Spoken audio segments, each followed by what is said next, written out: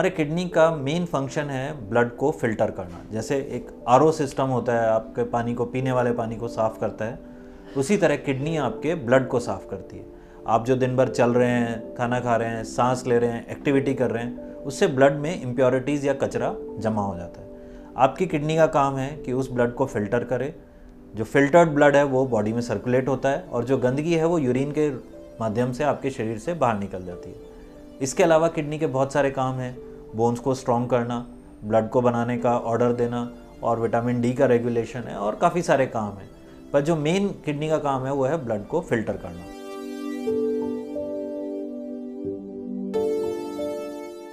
मेरा नाम मुद्रिका गहलोत है, मैं जोधपुर से हूँ। एक नॉर्मल सी चीज़ थी कि जब रेगुलर चेकअप हो रहा था मेरे घर में, जो हमारे डॉक्टर हैं, फैमिली डॉक्टर, वो आए थे मेरे दादा दादी को देखने के लिए। तो just as a out of nowhere हम लोगों ने सोचा कि चलिए डैड का भी साथ में हम लोग बीपी ले लेते हैं। बट एक रैंडम चेकअप में वी गॉट टू नो कि इनका बीपी बहुत ज़्यादा हाई है, that is nearly it was 200+, 210 और something, which is not a good sign. मेरा नाम महेश गहलोत है, मैं टेबल टेनिस प्लेयर रह चुका हूँ। मैंने 8 नेशनल्स खेल चुका हूँ।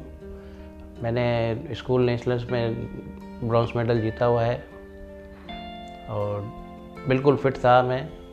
बीइंग अ स्पोर्ट्स पर्सन, मेरे dad national table tennis player हैं। उनकी बॉडी इतनी ज़्यादा फिट है, इतनी ज़्यादा इम्यून पावर उनके अंदर है कि कभी पता ही नहीं चला कि उनके अंदर कुछ इश्यूज़ हो रहे हैं ड्यू टू बीपी। चाहे आप उसमें फेंट हो, चाहे आपके बॉडी स्वेलिंग हो, चाहे आई स्वेलिंग हो, कभी ऐसा कुछ पता ही नहीं चला था। तो we never got to know कि ऐसा भी कुछ हो सकता है हमारे डैड को। किडनी फेलियर बहुत ही नॉन स्पेसिफिक बीमारी है। इसके कोई स्पेसिफिक सिम्टम्स नहीं होते हैं। जैसे हार्ट में अगर प्रॉब्लम होती है तो पेशेंट को चेस्ट में, छाती में दर्द होता है, स्वेटिंग होती है, घबराहट होती है, सांस नहीं आता है। लेकिन किडनी फेलियर के केस में सारे नॉन स्पेसिफिक सिम्टम्स होते हैं। जब तक किडनी 50% तब काम कर रही है तब तक पेशेंट को कोई भी शारीरिक लक्षण नहीं आता है। यही किडनी फेलियर की एक अच्छी बात है कि हमारे पास, हमारे शरीर में भगवान ने इतना रिजर्व दिया है कि 50% तक किडनी फेल होती है तो हमारा शरीर अच्छे तरीके से चल सकता है। और यही एक ख़राब बात है कि जब तक 50% फेल नहीं हो जाती हम उसका इलाज नहीं करवाते हैं, क्योंकि हमें कोई शारीरिक परेशानी नहीं होती। सो द फर्स्ट चेकअप जो भी हमारा हुआ था उसमें डिटेक्ट हो गया था कि डैड की दोनों किडनी ऑलमोस्ट 90% डैमेज हो चुकी है। उस दौरान हमने सोचा कुछ करने का, तो मेरा डायलिसिस चला 6 महीने के लिए। फिर सोचा कि डायलिसिस से काम चलेगा नहीं, डायलिसिस में कमज़ोरी आ जाती है, काफ़ी परेशानी होती है। डायलिसिस क्या होता है? ब्लड को आपके शरीर से बाहर निकाला जाता है, उसे एक मशीन में घुमाया जाता है जहाँ से ब्लड फ़िल्टर होता है। फ़िल्टर किया हुआ ब्लड आपके शरीर में वापस डाला जाता है। पर ये एक इंटरमिटेंट प्रोसेस है।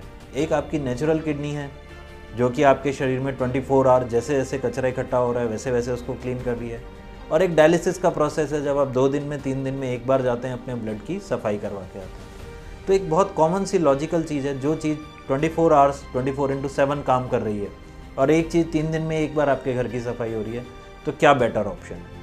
तो जब डायलिसिस का टाइम आने वाला होता था या जिस दिन डायलिसिस होता है वो 4 घंटे के लिए होता है। एक ही जगह पे एक इंसान को आपके बॉडी में एक पॉइंट पे वो सुई जाती है, आपका ब्लड प्योरिफिकेशन हो रहा है, बाहर निकल रहा है। तो एट दैट पॉइंट उस दिन डैड का फेस बिल्कुल डल हो जाता था। आई मीन बिल्कुल पतले से हो गए हैं, फेस में कोई रौनक नहीं है, बिल्कुल आउट ऑफ, मतलब वो बिल्कुल ही हमसे भी थोड़ा दूर हो जाते थे, चिड़चिड़ा हो जाना। फिर जिस दिन आपका डायलिसिस होगा उससे एक दिन पहले ये हालत हो जाती है कि वो उसी बारे में सोचने लग जाते हैं कि अच्छा कल तो मेरा डायलिसिस है, कल मुझे जाना है, कल मुझे ये करना है। तो एक तो कॉन्शियसनेस, चाहे वो डैड हो चाहे वो मॉम हो, मॉम के दिमाग में भी यही था कि अच्छा कल इनको इतने बजे जाना है, वहाँ पे वो 4 घंटे बैठेंगे, क्या बनाऊँ, क्या भेजूँ, कैसे हम लोग को हॉस्पिटल में बोलना पड़ेगा, किस तरीके से हम लोग ऑफ लेंगे। मतलब वो आपका प्रोसेस एक पूरा चलने लग जाता है, not only with that person who is suffering from that disease, but also the family who is there beside you. तो इस प्रोसेस को देख के मतलब हफ्ते में अगर 2 दिन आप ऐसा कर रहे हो तो 2 दिन तो आपके डायलिसिस के प्लस एक दिन, एक बाद वाले दिन तो आपके गए। 4 दिन, अगर 7 में से 4 दिन ऐसे हो रहे हैं कि आप लोग सिर्फ डायलिसिस के बारे में सोच रहे हो और मेंटली आप प्रेशर में हो तो अब तो ज़िंदगी के तो फिर हफ्ते के 3 दिन बचे। डायलिसिस के साथ में बहुत सारी प्रॉब्लम्स होती हैं, आपको मेडिसिन्स बहुत सारी लेनी पड़ती हैं, आपके खाने पीने का परहेज़ बहुत ज़्यादा होता है, आपका टाइम बहुत वेस्ट होता है, क्योंकि डायलिसिस का एक सेशन यूजुअली 4 घंटे का होता है। अगर आप उसमें हॉस्पिटल आने जाने का टाइम लगाएं, हफ्ते में टिपिकली एक पेशेंट को 2 बार डायलिसिस करवाना पड़ता है, एक पेशेंट के साथ में 1 या 2 रिलेटिव भी हॉस्पिटल में जाते हैं, तो कितना ज़्यादा आप यूज़फुल टाइम जो है वो वेस्ट कर रहे हैं। आप हॉस्पिटल में जा रहे हैं, हफ्ते में 2 दिन आपके और आपके रिलेटिव के हॉस्पिटल्स में निकल जा रहे हैं। एक्सपेंडिचर के हिसाब से अगर हम देखें तो भी डायलिसिस कोई सस्ता उपाय नहीं है। ट्रांसप्लांट शुरू में महंगा पड़ता है कि आपको एक साथ ऑपरेशन करवाना है, आपको खर्चा देना पड़ता है, लेकिन अगर 1 या 2 साल बाद की बात करें तो ट्रांसप्लांट ओवर इकोनॉमिकली आपके लिए चीपर ऑप्शन है, क्योंकि ट्रांसप्लांट के बाद दवाइयों का खर्चा धीरे धीरे कम होता जाता है, जबकि डायलिसिस में धीरे धीरे डायलिसिस की रिक्वायरमेंट भी बढ़ सकती है, दवाइयाँ भी आपको ज़्यादा लेनी पड़ती है, आपकी क्वालिटी ऑफ लाइफ सफ़र करती है, बहुत सारे फूड के रेस्ट्रिक्शंस होते हैं और आपका एक मेजॉरिटी एक्टिव टाइम जो है वो हॉस्पिटल में निकल जाता है। दूसरा प्रॉब्लम डायलिसिस के साथ है कि डायलिसिस के लिए हमें एक वेस्कुलर एक्सेस चाहिए होता है, मतलब कि ऐसी हमें वेन चाहिए जिसमें से ब्लड स्पीड से निकले, तेज़ फ्लो से निकले और हम तेज़ फ्लो से ही उसको अंदर डाल सकें। इसके लिए हम लोग हाथ में एक एवी फिस्टुला बनाते हैं, जिससे कि हाथ की वेन्स मोटी हो जाती हैं और डायलिसिस आराम से हो सकता है। लेकिन एवी फिस्टुलास फेल होते रहते हैं।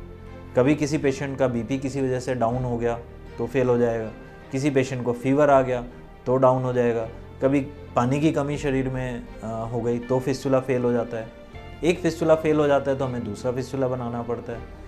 एक फिस्टुला को तैयार होने में करीब 1 महीना लगता है, उस बीच में नेक में लाइन डालनी पड़ती है। तो ओवरऑल मिलाकर के डायलिसिस आपके लिए, पेशेंट के लिए बड़ा ही पेनफुल प्रोसेस है।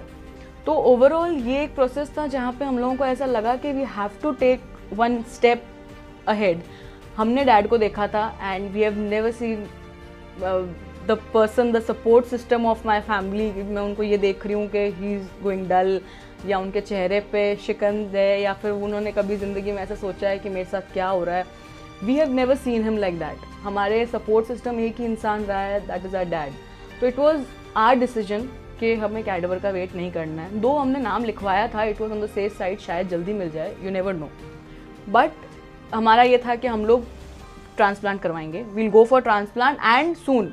मैंने जब ट्रांसप्लांट का सोचा, मेरे भाइयों ने कहा था हम दे देंगे, तो हमने उनका ब्लड टेस्ट कराया, टिश्यू मैच कराया, तो उनका मैच नहीं हुआ। तब और किसी परिवार वालों से पूछा कि भाई आप देने के लिए तैयार हो, तो सिस्टर राजी हुई, सिस्टर के भी मैच नहीं हुए। तो फिर मेरी 2 बच्चियाँ हैं, मेरी 2 बच्चियों ने मुझे राज़ी किया कि मैं देने के लिए तैयार हूँ। तो मुझे ऐसा लगा कि भाई इनका भविष्य क्या होगा आगे, दोनों बच्चियाँ हैं, उसके लिए मुझे सोचना पड़ा। काफ़ी देर सोचा मैंने, कुछ 15-20 दिन, तो फिर मैं राज़ी हुआ। मैंने कहा चलो ठीक है। डॉक्टर ने मना कर दिया था मेरी किडनी लेने से। मेडिकली कोई इश्यूज़ नहीं थे, चाहे आप उसमें बोलें कि प्रेगनेंसी में कोई इश्यूज़ होंगे या आगे की लाइफ में मुझे कोई प्रॉब्लम्स फेस करनी पड़ेगी। बट द मेन रीज़न कि डॉक्टर ने हमें क्यों मना किया वॉज राजस्थान। हम इस ऐसे स्टेट में रह रहे हैं जहाँ पे लोगों, जो बाहर के लोग हैं, वो राजस्थान के बारे में ये समझते हैं कि यहाँ के जो रीति रिवाज होते हैं, यहाँ के जो लोग होते हैं पुराने, वो बहुत बैकवर्ड हैं, उनकी थिंकिंग बहुत ज़्यादा पिछड़ी हुई है और ऑर्थोडॉक्स कह सकते हो आप। So this kind of thinking, अगर उनके दिमाग में ये था कि अगर एक बच्ची जिसकी अभी शादी की एज हो चुकी है, वो अगर अपने डैड को सपोर्ट करने के लिए ऐसा कुछ करना चाहती हैं तो उसके आगे शादी नहीं होगी। तो ही सेड क्योंकि आप अपनी बेटी का इतना फोर्स कर रहे हो, तो आई वुड से चाहे पैसे ज़्यादा लगे, आई डोंट केयर, बट मैं लेप्रोस्कोपिक करूँगा, क्योंकि ये स्कार्स धीरे धीरे कम होते जाते हैं और आपकी एक मतलब क्योंकि वो लड़की है तो कहीं उसकी बॉडी में उसको वो शेम फील ना हो कि okay I have a big scar and something like that, तो मैं इसलिए आपका लेप्रोस्कोपिक करूँगा। इंडिया में मैक्सिमम डोनर जो हैं फीमेल्स हैं, मदर्स, सिस्टर्स एंड वाइफ्स। अब उनके पेट पे अगर इतना लंबा निशान आता है तो उनके लिए कॉस्मेटिकली भी प्रॉब्लम है, क्योंकि इंडिया का ट्रेडिशनल जो पहनावा है वो है साड़ी ब्लाउज़। साड़ी ब्लाउज़ में अगर आपको इतना बड़ा निशान दिखेगा तो उनकी फीमेल, उनको बड़ा मतलब कष्ट होता है, ख़राब लगता है। तो लेप्रोस्कोपिक डोनर नेफ्रेक्टमी का ये है कि पेट पे निशान नहीं आते हैं, जो निशान छोटे आते हैं वो कपड़ों में छुप जाते हैं, दर्द कम होता है, जल्दी डिस्चार्ज होते हैं, जल्दी काम पे लौटते हैं। तो इन सब की वजह से अब लाइव लोग आगे लगे हैं कि नहीं, मेरे घर वाले की, मेरे हस्बैंड की, मेरे वाइफ की या मेरे रिश्तेदार की जिसकी भी किडनी ख़राब है, और मैं उसको ठीक करने के लिए अपनी किडनी देना चाहता हूँ। तो लोगों में धीरे धीरे वो डर ख़त्म होता जा रहा है, वो मिथ्स ख़त्म हो रहे हैं। तो अब डोनर जो है वो हमारे पास ज़्यादा आसानी से कन्विंस हो जाते हैं अपने पेशेंट की कंडीशन को देखते हुए।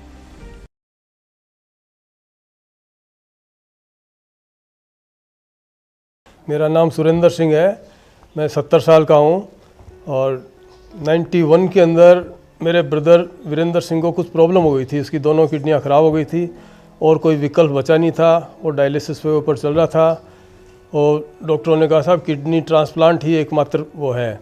आज 29 साल हो गए, कोई दिक्कत नहीं है, कोई परहेज़ नहीं है, अपना रूटीन लाइफ में जी रहा हूँ और आज तक न कोई हारी बीमारी हुई है और कोई दिक्कत नहीं है। मेरा नाम वीरेंद्र सिंह है, मेरी उम्र 68 साल है और मेरी किडनी ट्रांसप्लांट हुए 29 साल हो गए हैं। ये किडनी की प्रॉब्लम मेरी तो 77 में एक्सीडेंट हो गया था, जिसकी वजह से मेरी ब्लडर वगैरह इंजर्ड हो गए थे। तो मेरे साल भर में बेड पर रहा था, कैथेटर वगैरह लगातार रहा, जिस वजह से स्टोन बनने शुरू हो गए और उस वजह से मेरी किडनी में ख़राबी आ गई थी। तो पहले तो मैंने यहाँ जयपुर में ही ऑपरेट कराया, किडनी का स्टोन निकलवा दिए। वो 5 साल बाद में फिर दोबारा बन गए और 5 साल बाद में मेरे को किसी ने सलाह दी कि आगरा के पास कोई वो है बाबा, वो किडनी का स्टोन निकाल देता बिना ऑपरेशन के। तो मैं उसके पास गया और उसने ऐसे ही छाछ वाछ पिला के कोशिश करके नाटक करके और उसने 2 पत्थर के टुकड़े डाल के मेरे को दिखा दिए कि आपकी स्टोन निकल गया। तो फिर मैंने जयपुर आके वापस एक्सरे कराया तो उसमें किडनी में स्टोन वहीं का वहीं था वो। तो मैंने किडनी में पहले तो स्टोन को ऑपरेट करा के निकलवा दिए थे, लेकिन फिर वो वापस बन गए। फिर वो किडनी डैमेज हो गई। किडनी डैमेज होने पे फिर को डॉक्टरों ने सलाह दी कि इसका ट्रांसप्लांट होएगा और कोई इलाज नहीं है। जो मेरे बड़े भाई हैं उन्होंने मेरे को किडनी दी एक, जिससे मैं आज तक चल रहा हूँ। राजस्थान में या हम कह सकते हैं नॉर्दर्न इंडिया और नॉर्थ वेस्टर्न इंडिया में स्टोन डिजीज़ बहुत कॉमन है। स्टोन डिजीज़ में हमारे देश में बहुत सारे मिथ्स हैं, बहुत सारी भ्रांतियां हैं कि कुछ ट्रेडिशनल जो मेडिसिन्स हैं, आयुर्वेदिक हैं, होम्योपैथिक हैं या देसी दवाइयां हैं, उनसे स्टोन कट जाता है, पिघल जाता है। एक स्पेशल टाइप का स्टोन होता है, उसको छोड़ करके ऐसी कोई दवाई नहीं है जो स्टोन को पिघला सके या काट सके। लेकिन वो स्पेशल टाइप का स्टोन बहुत कम लोगों में, शायद लेस देन 2% लोगों में वो स्टोन होता है। बाकी 98% लोगों को इस तरह की पथरी होती है जिसके ऊपर दवाइयों का असर नहीं होता है। तो अगर आपकी पथरी बड़ी है और वो रुकावट कर रही है, आपको लगातार दर्द रह रहा है, सिम्टम हो रहा है, तो आप उस पथरी का ऑपरेशन करवाएं। आजकल मिनिमल इन्वेजिव टेक्निक है जिसमें चीराफाड़ी नहीं होती है, बिना चीराफाड़ी के, बिना तकलीफ के पथरी निकल जाती है और आप अपनी किडनी को सेफ गार्ड कर सकते हैं।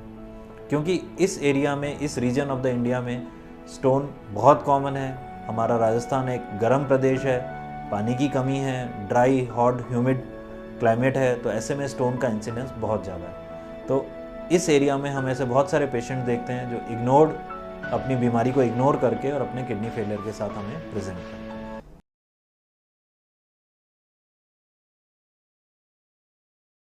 मेरा नाम अमित शर्मा है, मैं 32 साल का हूँ।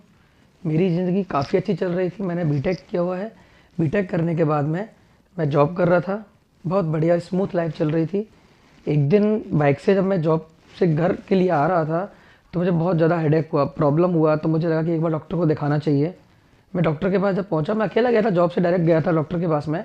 मैं दिखाने गया तो उन्होंने मेरा बीपी चेक करके मुझे बोला कि साथ में कौन आया है।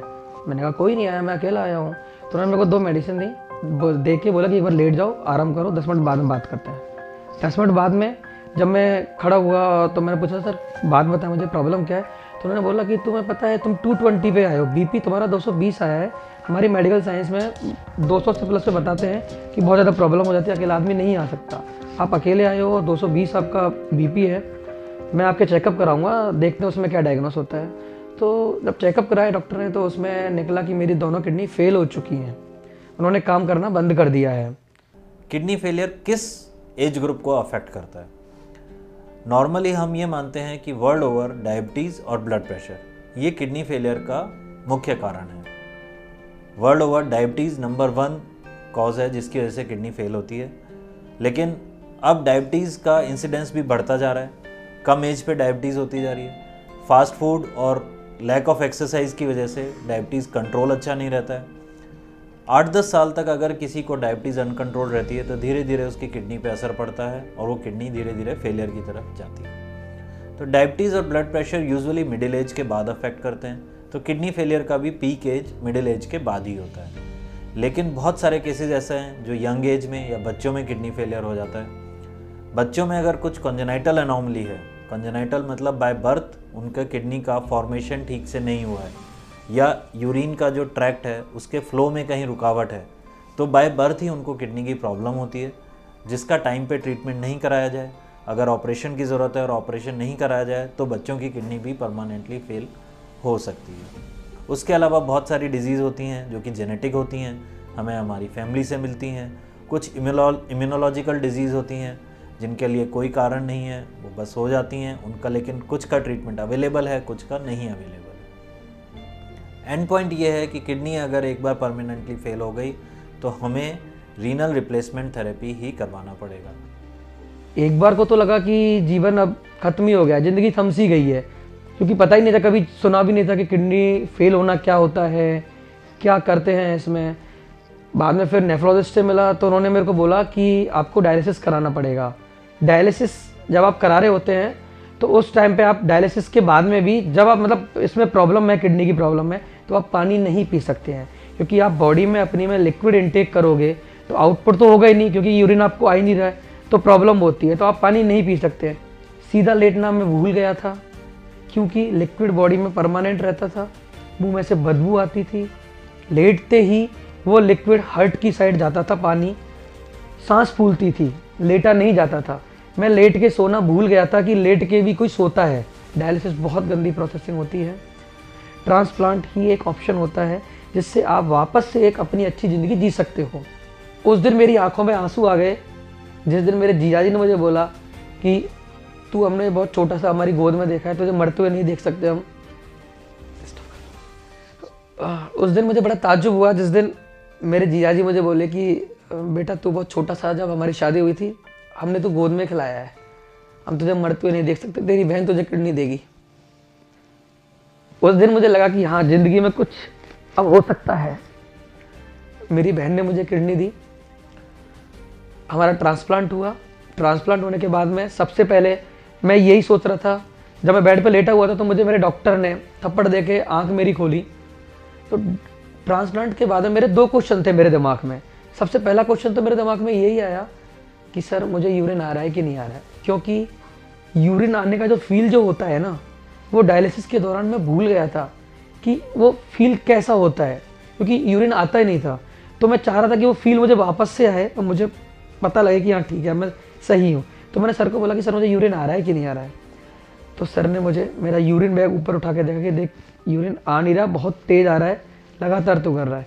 सेकंड क्वेश्चन मेरा ये था कि सर मेरी बहन कैसी है। फिर मेरी बहन मेरे सामने आई, मुझे बहुत अच्छा लगा और वो दिन था।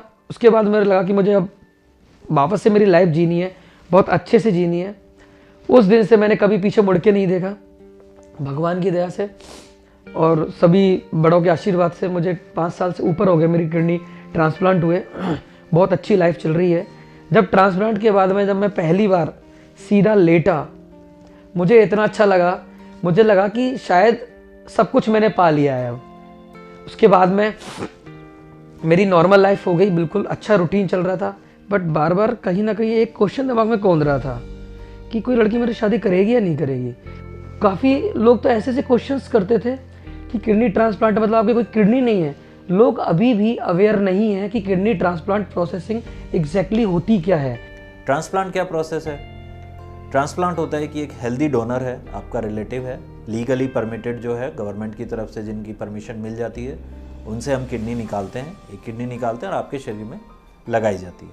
वो किडनी बिल्कुल आपकी नेचुरल किडनी की तरह ही काम करती है, बिल्कुल वही 24/7 उसका ब्लड बनाने का काम भी करेगी, आपकी बोन को भी स्ट्रॉन्ग करने का काम करती है, आपके विटामिन डी कैल्शियम मेटाबॉलिज्म को भी हेल्प करती है, और जो मेन काम है ब्लड को फिल्टर करने का वो तो करती ही है। वो 24 आवर आपका काम करती है।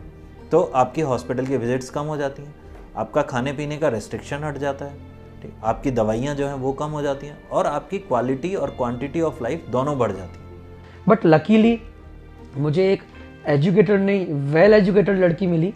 मेरा नाम दिव्या शर्मा है, मैं जयपुर की रहने वाली हूँ। बाय प्रोफेशन में जर्नलिस्ट हूँ और पिछले 6-6.5 साल से मैं हेल्थ वीक देख रही हूँ। अमित शर्मा मेरे हस्बैंड का नाम है और 3 साल पहले मेरी मुलाकात हुई उनसे। 5 साल हो गए उनकी किडनी को ट्रांसप्लांट हुए, और शादी से पहले भी मुझे पता था कि उनका किडनी ट्रांसप्लांट हो रखा है। किडनी ट्रांसप्लांट हुई है तो उसमें कोई प्रॉब्लम नहीं है। शादी होने के बाद अगर किडनी डैमेज हो जाए और फिर ट्रांसप्लांट हो तो भी नॉर्मल है। पहले ट्रांसप्लांट है और अब शादी हुई है तो भी नॉर्मल है। तो खैर आज भी, अब हमें 3 साल हो गए हमारी शादी को, हमारी लाइफ दोनों की बहुत नॉर्मल चल रही है। और एक बहुत अच्छी बात यह है कि लोगों के दिमाग में एक ये मतलब संशय रहता है कि हमारा बच्चा होगा या नहीं होगा। किडनी ट्रांसप्लांट या कोई भी ऑर्गन ट्रांसप्लांट के बाद ये दिमाग में रहता है कि हमारा बच्चा होगा या नहीं होगा, हमारी लाइफ आगे चलेगी नहीं चलेगी। तो मेरे लिए एक बहुत सौभाग्य की बात है कि हम दोनों की एक बेटी है बहुत प्यारी सी, उसका नाम भी हमने मौलिका रखा है और वो अब 2 साल की हो जाएगी। ऑर्गन की रिक्वायरमेंट बहुत ज़्यादा है, शॉर्टेज बहुत ज़्यादा है। अगर हम खाली किडनी की बात करें तो हमें इंडिया में करीब करीब हर साल 15,000 ट्रांसप्लांट की ज़रूरत है, और हम सब कुछ मिला करके करीब 5,000 ट्रांसप्लांट करते हैं। 10,000 पेशेंट हर साल हमारे ऐसे हैं जिनको ट्रांसप्लांट की ज़रूरत है, लेकिन ऑर्गन शॉर्टेज की वजह से उनका ट्रांसप्लांट नहीं हो पाता है, क्योंकि घर में या तो सूटेबल डोनर नहीं है, या कुछ देना नहीं चाहते हैं, या कोई और कंडीशन है। तो कैडेवरिक जो ब्रेन डेड डोनर प्रोग्राम है वो इसका एक अच्छा सॉल्यूशन है। साउथ में काफ़ी डेवलप्ड है, तमिलनाडु में, केरला में, गुजरात में काफ़ी डेवलप्ड है, महाराष्ट्र में थोड़ा है, पर हमारा नॉर्थ इंडिया इस मामले में काफ़ी लैकिंग है। राजस्थान में अब ये प्रोग्राम स्टार्ट हो गया है, लेकिन काफ़ी अभी इसमें और अवेयरनेस की ज़रूरत है। आई जस्ट वॉन्ट टू से कि लोगों को ये समझ में आना चाहिए कि you have a responsibility towards your family, that's it. आज 29 साल से मैं और मेरा भाई दोनों स्वस्थ हैं, नॉर्मल ज़िंदगी जी रहे हैं, और लोगों से मैं यही कहना चाहता हूँ कि किडनी डोनेट करने में कोई दिक्कत नहीं है। मेरे सामने भी एक यही ऑप्शन आया था कि क्या पता ये प्रॉब्लम बाद में हो जाए या पहले थी, तो मैं यही सोच के मैंने हाँ करी थी कि सपोज़ अभी मेरे सामने ये पता है मुझे कि इनकी किडनी ट्रांसप्लांट हो रखी है, और सपोज़ शादी के बाद अगर ये सिचुएशन होती तो मैं क्या करती।